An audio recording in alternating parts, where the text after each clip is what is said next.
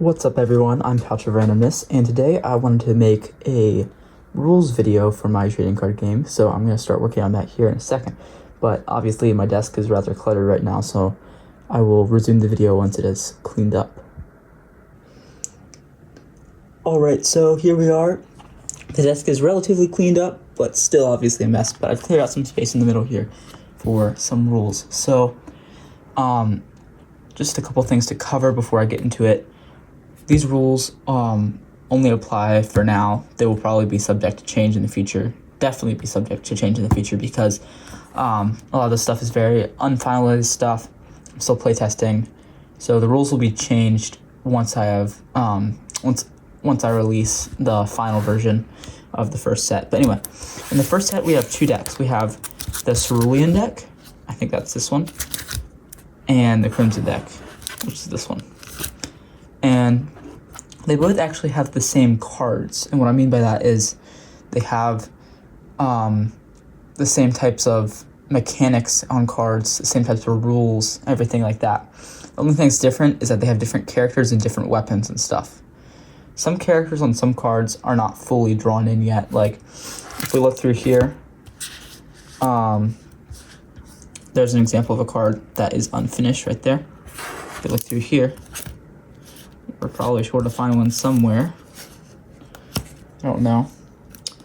But yeah, each of these decks has about 45 cards right now, but there will be more in the future.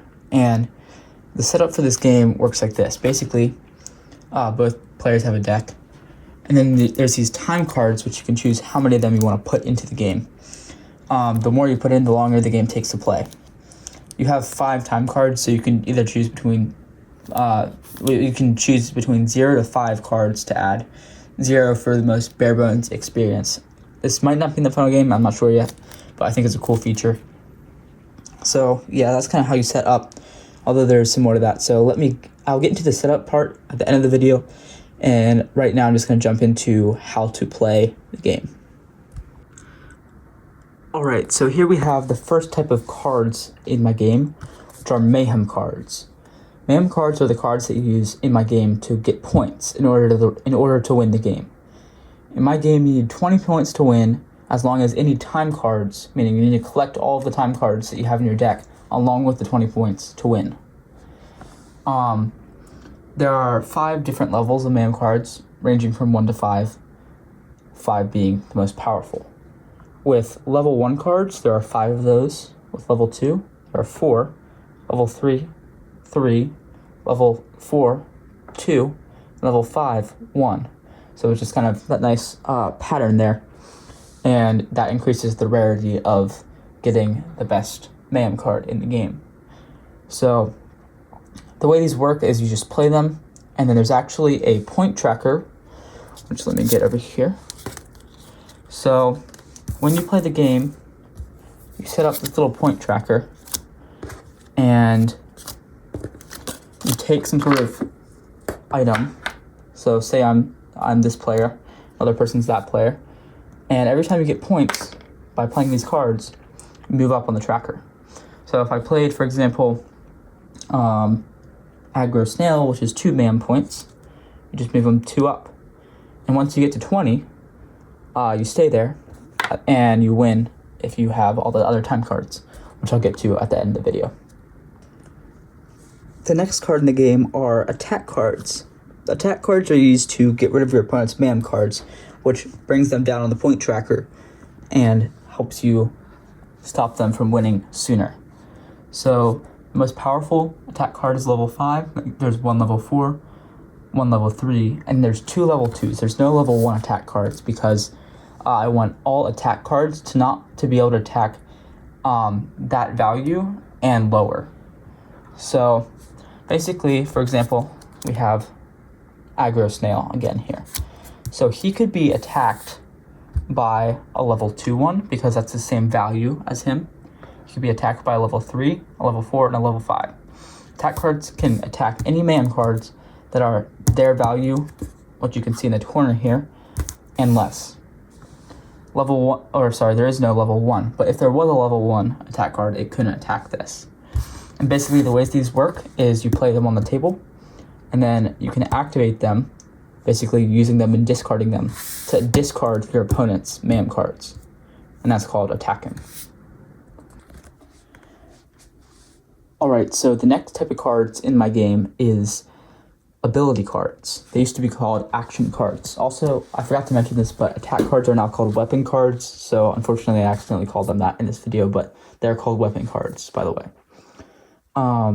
So ability cards are the main cards that change stuff in your game. You play these cards, and when you use them, they often affect your opponent, but they also affect you usually in positive ways. So for example, we have the basic card Steal here, and that one you can just take any of your opponent's mayhem, weapon, or ability cards. It says the old terms here, but anyway, and you put it in your playfield, which is just where you play your cards. So that just lets you take any of your opponent's cards, which is pretty useful.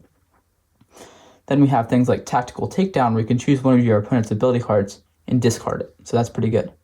So you'll notice some of these have copies like Steal, Tactical Takedown, and then there's 5 copies of Burn, which is a card in the first set of the game in this deck. So Burn, basically, your opponent must discard one card in their playfield of their choice.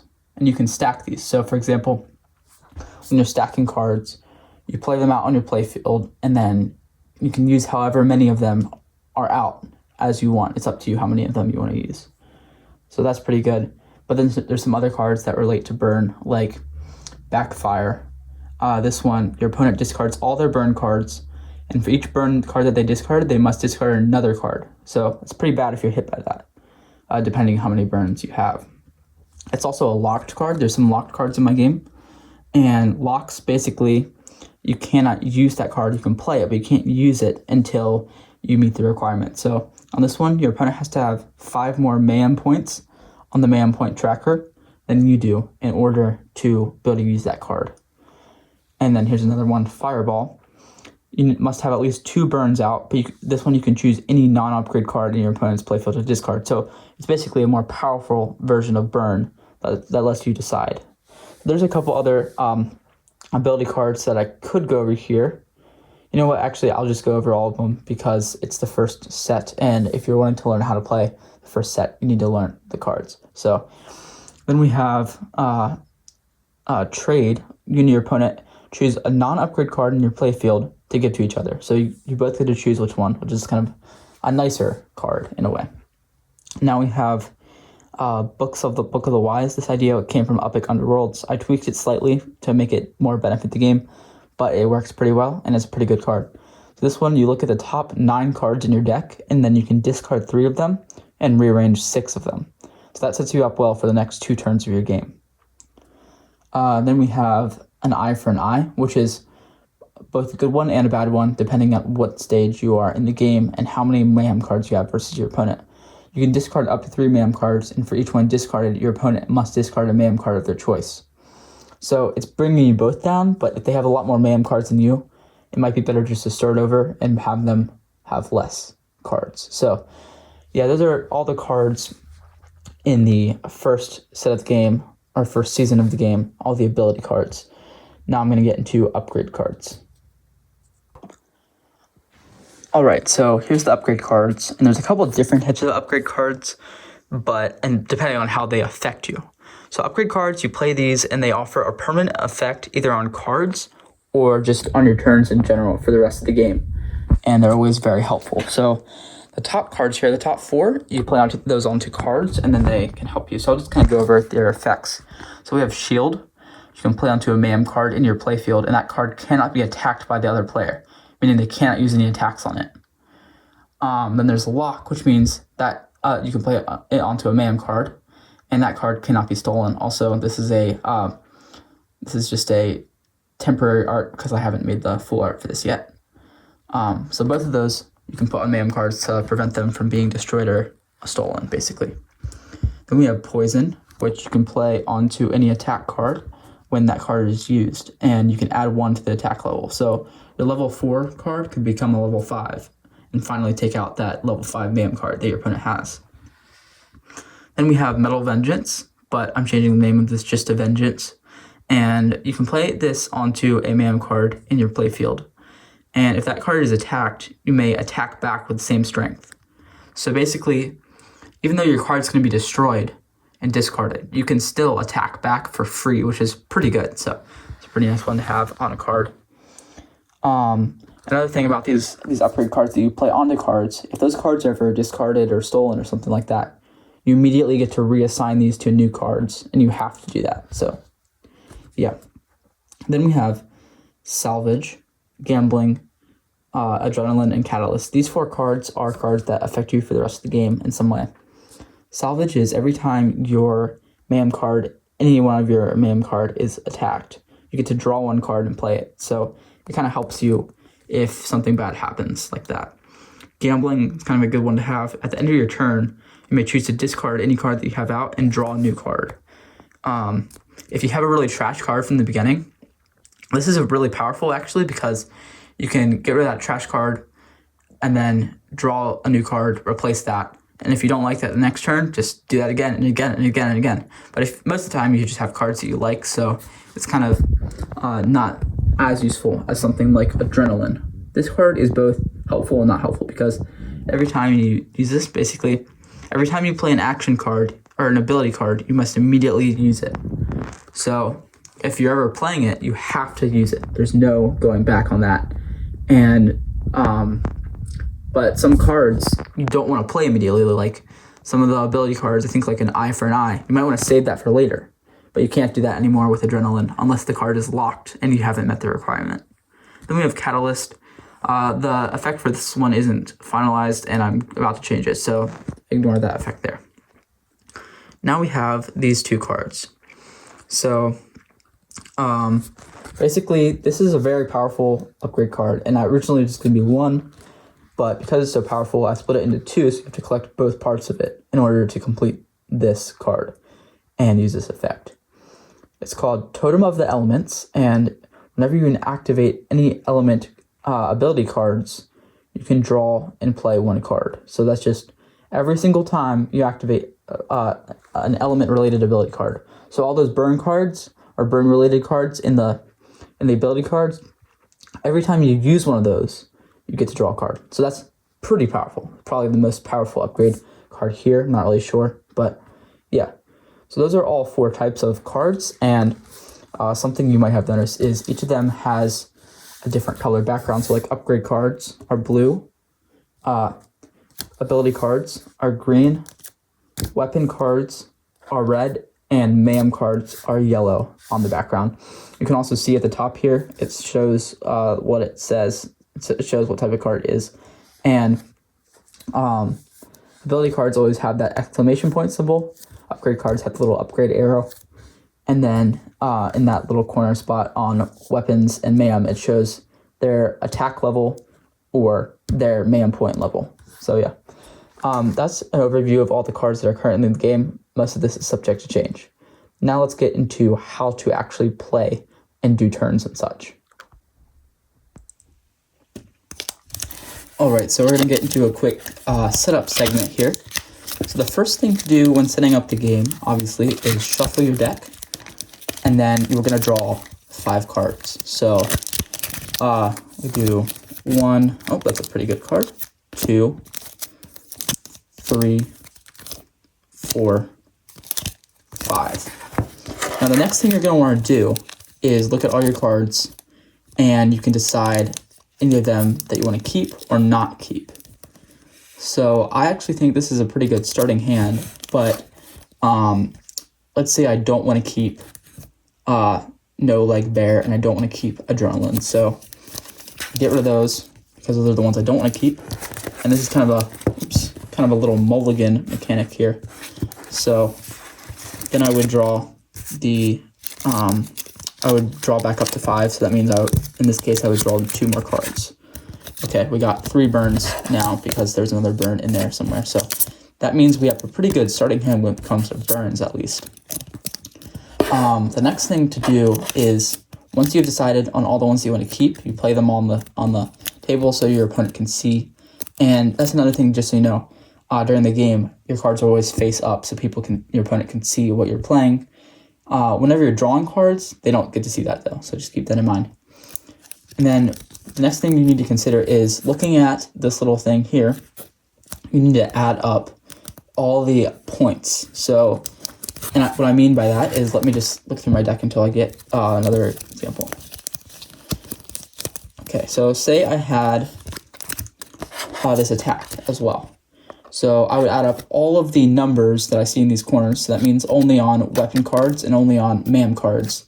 Those are the only places you'll find those numbers. But you add all of them up, and if they're above 10, you discard these cards down until it is under 10. So say that this is actually a 5. That means I would be at 10, which means I need to discard one of them. So I'll discard this one, and then I would draw back up to 5 until I get a card that doesn't make it go back up to 10. So this one would be safe in that case. And then you are ready to play the game. The person who has the lowest combined score of that sort of stuff that I was just talking about with his numbers gets to go first. And then the game begins. So now I'm going to get into turns. All right, so for turns, every turn you draw 3 cards. Again, this is private, just for you to look at, so keep that in mind. So here we have 1 MAM card, we have 1 upgrade card, and we have 1 ability card. So on your turn, the first thing you get to do is you get to keep one of these, any one of these. So let's say I want to keep this level 1 MAM card just for fun. And because I did that also on your Mayhem track that you have with your opponent, I would now move up to 6. Actually, I don't have 6 here, but because I have a level 1 plus a level 5, 6. So I would move up my thing to 6 on that marker. Then, with these remaining 2 cards, I have 2 options. I can either choose to double play and keep a second one of these cards. So if I really want to keep Tactical Takedown, maybe I'll keep that one as well. But otherwise, I can choose to discard both of these and activate 1 card on my field. The only 2 types of cards that can be activated are ability cards and weapon cards, which I don't have right now. Weapon cards used to get rid of. Actually, no, I already explained this. Anyway, so yeah, you can activate those. So let's say I just wanted to keep Dwayne. I'm not going to double play. I'm just going to activate a card. So I discard all the cards that I'm not keeping, put them underneath my deck, and then I get to activate a card. So we're going to activate Burn because it's the only card out. And because this is a stackable card, that means that I can activate as many of these as I want. Normally, you can only activate 1 of them, but because it's stackable, I can activate as many. So I'm going to activate 2 of them, let's just say 2, on my opponent. And my opponent must discard 1 card in their playfield of their choice. So if I played this, they would have to do that, and then that would be the end of my turn. So yeah, that's basically the entire turn. It's that simple. At the end of your turn, however, you have to make sure that you've looked at any upgrade cards, like for example, Gambling here. Where is it? Here we go. Gambling. On this one, at the end of your turn, you may choose to discard a card in your playfield and draw a card. So if you wanted to use that, you do that at the end of your turn. So make sure you look at your upgrade cards to see if there's anything that you're forgetting to do on your turn or that you can do. That out of the way, the other thing to do is make sure to upgrade or update your to update the scoreboard here. So I do want to talk a little bit about this here. So let me just set this up real quick. Because there are some important rules here, and this actually is, again, subject to change like most things so far. So just move that. So in a deck, you'll have 2 of these, and your opponent will have 2 of these in their deck. So when you get to play with somebody, you get to combine them and make this full scoreboard here. And at the start of the game, you just find 2 objects that you think will fit inside these. So like just a regular die should fit in the final game. And this little weird elf thing, maybe that's what opponent wants to play with. So let's say opponent is playing with elf over here, and I am playing with the dice over here. So on your turn, anytime you play MAM cards, you need to remember to update this, but you can always check back at the end of your turn to see if you need to update this. But yeah, sometime in your turn, you need to remember to update this after you've played any MAM cards, or after somebody, or during your opponent's turn when they steal your MAM cards or attack them. So if I played a level 5 MAM card and I was at 0, sorry, this is me. If I played a level 5 MAM card and I was at 0, I'd move up to 0. These little spaces here with the little plus icon, whenever you get to that space or past it by 1, whenever you land on that space or pass it by anything, your opponent has to draw that number of cards. So with these, it starts off as 1, 1, but then if we look closely at the card here, it gets up to 2, and then up here, it gets up to 3 if you land past that. So that's kind of a balance mechanic I'm working on to help even the game if you're really far behind and your opponent is racking up those MAM points. So yeah, but that is most definitely going to change because I need to playtest more, make sure that it ends the game at a reasonable time. And yeah, so that's basically how to play my game. You just need to remember that every turn you draw 3 cards and you have 2 choices. Choice number 1, activate a card. Choice number 2, double play. And if you have any questions about that, join the Discord. I actually really recommend it because I have plenty of information there and stuff like that. So yeah, I know this was a very long video, but I'm making this so that you can understand better. I definitely plan to, once the game releases, I'll make a new rules video. And in that one, it'll be way more edited, way more easy to understand, and just well laid out overall. So yeah, thanks so much for watching if you stayed to the end, and I'm Paltravaninus, and I will see you next time, or maybe if you want to play test with me. So yeah, bye. Bye. Backwards hand there. Okay, I'm just not gonna do this wave thing. It's kind of stupid.